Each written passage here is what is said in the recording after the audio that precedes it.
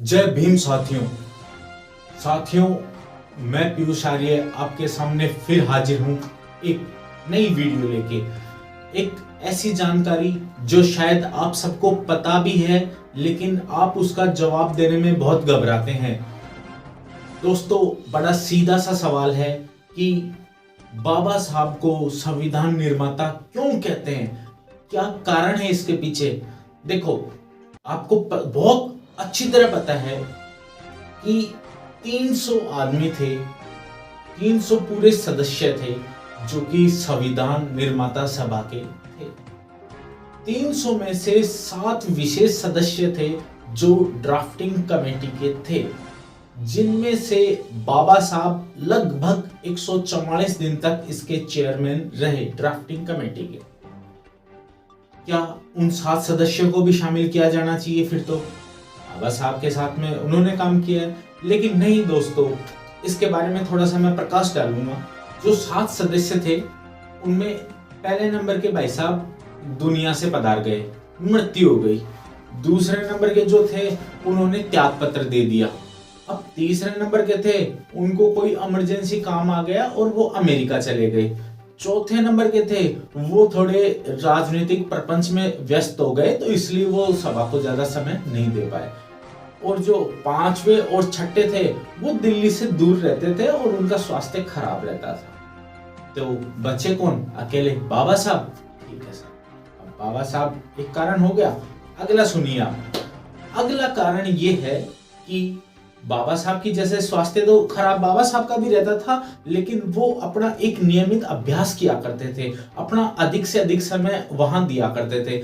दोस्तों, आपको शायद जानकर इस जगह हैरानी होगी कि बाबा साहब जो ड्राफ्टिंग कमेटी के अध्यक्ष तो थे ही थे, उसके साथ में 15 और ऐसी समितियां थी जिनके भी वो सदस्य थे, जिनमें उनको एक्टिव रूप से वहां काम करना होता था। उसके बावजूद भी बाबा साहब वहां काम करते थे। पूरी संविधान निर्मात्री सभा, उसके सामने एक अकेला आदमी जिसको हर चीज का जवाब देना पड़ता था, हर चीज के पॉजिटिव और नेगेटिव फैक्ट्स बताने पड़ते थे कि ये ही चीज क्यों हुई, स्पेसिफाई किया जाता था। तो इसका जवाब देने के लिए बाबा साहब हमेशा गरिमा बनाए रखते थे और वो हमेशा खड़े होकर इस चीज का जवाब दिया करते थे। अगर एक औसतन देखें तो दिन में लगभग 10 बार वो खड़े होते थे, लेकिन कई बार ऐसा होता था कि 20 से 25 बार भी अगर वो खड़े होकर इस चीज का जवाब दे रहे हैं, घंटों तक खड़े रह रहे हैं, तो कोई बहुत बड़ा आश्चर्य वाली बात नहीं, क्योंकि बाबा साहब अक्सर ऐसा किया करते थे। वो जवाब हमेशा खड़े होके दिया करते थे। तीसरी नंबर बात, बाबा साहब में काबिलियत तो थी, ये तो सबको पता था। अब एक विचार आया कि विदेश से लिखवा लें अपन अपना संविधान। लेकिन दोस्तों, अंग्रेजों की जो इतने सालों की जो गुलामी थी, जो अपने ऊपर थी, उसके बाद भी अपन किसी विदेशी का ही अगर इसके अंदर हस्तक्षेप करेंगे तो फिर ये भारत की जनता माफ नहीं करेगी। इसलिए विदेशी का तो ऑप्शन ही कैंसिल हो गया। वहां विदेशी का तो कोई काम ही नहीं, सिरे से खारिज कर दिया उस चीज को। अब बचा कौन? भारत में और कोई पढ़ा लिखा नहीं इतना। अब बाबा साहब थे कि जो वो लंदन से बैरिस्ट्री करके आए थे, डबल पीएचडी कर रखी थी, उनसे कोई आंख मिला के बात करे इतनी बड़ी किसी की औकात नहीं। उनके पास 32 डिग्रियां थी। तो फिर बाबा साहब का नाम फाइनल किया गया। हालांकि इसका एक कारण और भी था। जब वडोदरा में बाबा जो मजदूर संघ है उसके अधिकारी हुआ करते थे, तब वहां उन्होंने 10 से ज्यादा ऐसे अनुच्छेद बना के पेश किए थे कि जिसके कारण लगभग भारत के बच्चे की जुबान पे एक ही नाम था कि बाबा साहब ही लिखेंगे हमारा संविधान। ये चीज क्लियर हो। संविधान निर्मात्री जो सभा है उसमें वीएन राव साहब थे एक। उन्होंने बाबा साहब को एक संविधान का कच्चा मसौदा तैयार करके दे दिया था, लेकिन उसके अंदर बहुत सारी ऐसी चीजें थी जिनको पढ़ना समझना, आम भाषा में क्या ये हमारे लोगों के लिए ठीक है या नहीं है, हर चीज देखना। एक्चुअल में वीएन राव साहब ने क्या किया था कि अलग अलग संविधानों की फोटोकॉपी की और सीधा उसको पेस्ट करने के लिए बाबा साहब को दे दिया। लेकिन बाबा साहब ने पूरा समय लिया, एक एक चीज का अध्ययन किया, पूरा निचोड़ निकाल के फिर उसको पेश किया। तो इसीलिए बाबा साहब यहाँ हकदार हैं कि ये जो संविधान है इसके निर्माता सिर्फ और सिर्फ बाबा साहब। जैसे ही अपना जो संविधान है वो कंप्लीट हुआ, तो लोगों से उसके सुझाव लगभग 7635 संशोधन लोगों ने उसको टिक किए।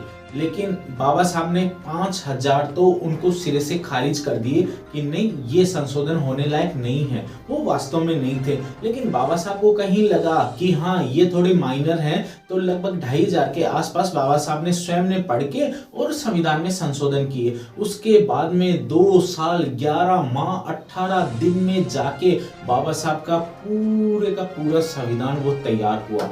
और जैसे ही वो तैयार हुआ ना, तो लेखकों ने बाबा साहब की इतनी प्रशंसा की कि जितनी प्रशंसा कभी किसी की हुई नहीं। यहाँ तक कि जो बाबा साहब की जो बायोग्राफी लिख रहे थे जो साहब, उन्होंने ऐसे कहा कि इंसान तो और भी थे उस कमेटी के अंदर, लेकिन एक ही आदमी था जो काम कर रहा था और वो थे बाबा साहब, और कोई नहीं काम कर रहा था। तो दोस्तों, इसका जो श्रेय जाता है वो हमारे बाबा साहब को जाता है कि संविधान निर्माता बाबा साहब थे। आज के बाद में अगर कोई आपसे कहता है कि क्या वास्तव में बाबा साहब थे, तो आप चाहें तो ये वीडियो का लिंक उसे पेस्ट कर सकते हैं, ना चाहें तो आप अपनी भाषा में आप उसको समझा सकते हैं। दोस्तों, हर प्रश्न का सामना किया करो, किसी चीज से घबराए ना करो, क्योंकि हमारे बाबा साहब ने कोई भी ऐसा काम नहीं किया है कि जिससे आपको नीचे गर्दन करनी पड़े। इसलिए आप अधिक से अधिक जवाब दिया करो, और जवाब देने से पहले बाबा साहब ने कहा शिक्षित बनो। आपको हर उस चीज का नॉलेज होना चाहिए जिसके बारे में कोई आपसे इस चीज का प्रश्न करे, और वो तभी होगा जब आप अध्ययन करेंगे। इसीलिए बाबा साहब ने अपनी जिंदगी में किसी को बुक एक भी उधार नहीं दी है। बाबा साहब ने कहा अगर किसी को ज्ञान लेना है तो मेरी लाइब्रेरी में आ जाओ, यहाँ बैठ के पढ़ो, किताबें किसी को नहीं मिलेंगी। तो दोस्तों, वैसा ही मैं भी चाहता हूँ कि आप अपने एक बुक्स का बढ़िया स्थान बनाएं, वहाँ आप बैठ के पढ़ें। अपनी लाइब्रेरी नहीं तो अपनी एक रैक भी हो सकती है। आप सबसे पहले एक अच्छी आदत पढ़ने की डालें, उसके बाद बाकी सवाल जवाब सारे हो जाएंगे उसमें हल। जब तक आप किताबें नहीं पढ़ेंगे, किताबें आपसे बात नहीं करेंगी, तब तक दोस्तों शायद इस प्रश्न का आंसर आपके पास नहीं होगा। लेकिन जिस दिन आप पढ़ने लगे, मेरा यकीन मान के चलना कि हर दुनिया का हर काम आसान हो जाएगा। जय भीम साथियों।